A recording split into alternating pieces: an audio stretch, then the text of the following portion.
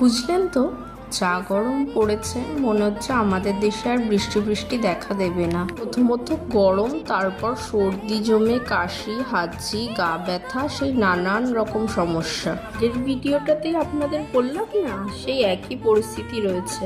মানে এই অবস্থায় এই গরমে না এসি চালানো যাচ্ছে, না গরম সহ্য করা যাচ্ছে। সেই কথায় আছে না, ছেড়ে দে মা কেঁদে বাঁচি, এই হাল হয়েছে আমার। জানেন তো, যতই সমস্যা হোক না কেন, যেমনই পরিস্থিতি হোক না কেন, শেষ পর্যন্ত আমাকে এই একটা মানুষের কাছেই ছুটে যেতে হয়, সেটা হচ্ছে আমার মা। সকালবেলায় মাকে ফোন করেছিলাম, কিছু যেহেতু খেতে ভালো লাগছে না মুখটা, আর একেতে সর্দিও জমে রয়েছে, সেই জন্য মাকে বললাম খারকোল পাতা একটু বাটা করে দাও মা, কালো আর রসুন ভাজা করে, যেটা আমি অফিস থেকে ফেরার পথে মায়ের কাছ থেকে নিয়ে এলাম।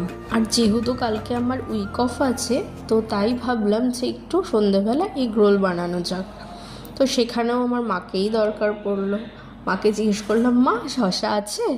মা বললো হ্যাঁ আছে, নিয়ে যা। অমনি শশা দুটো আমার হাতে ধরিয়ে দিল। সেখানেও একটা টুইস্ট, আগের দিন বাবা শশা এনেছিল, সেই শশাটা একটু শুকিয়ে গেছিলো, মানে ওই যাই হোক, যেটা তাজা ভাবটা থাকে না। কিন্তু মা বললো না না ওটা নিস না, এই কচকচে শশাটা নিয়ে যা। তো সেই হিসাবে আমাকে ওটা পাল্টে আবার নতুন আরেকটা শশা দিই। জানেন তো, আগে কখনো বুঝিনি এই ছোট ছোট জিনিসগুলোর এত মূল্য কেন। আজ বুঝি, কারণ প্রতিটা পদক্ষেপে মাকে দরকার হয়। জানেন তো, বিয়ের আগে মাকে কখনো এতটা গুরুত্ব কিন্তু দিইনি, কিন্তু মা তখনই বলেছিল বিয়ে হোক সব বুঝতে পারবি।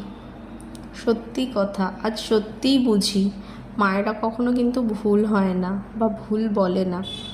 পৃথিবীর সব মায়েরা ভালো থাকুক, এটাই ভগবানের কাছে আমার প্রার্থনা। মায়ের বাড়ি থেকে ফিরে আগে আমি সন্ধেটা দিয়ে নিলাম, সেই প্রচণ্ড গরমে ঘেমে নিয়ে তো একসা কাণ্ড।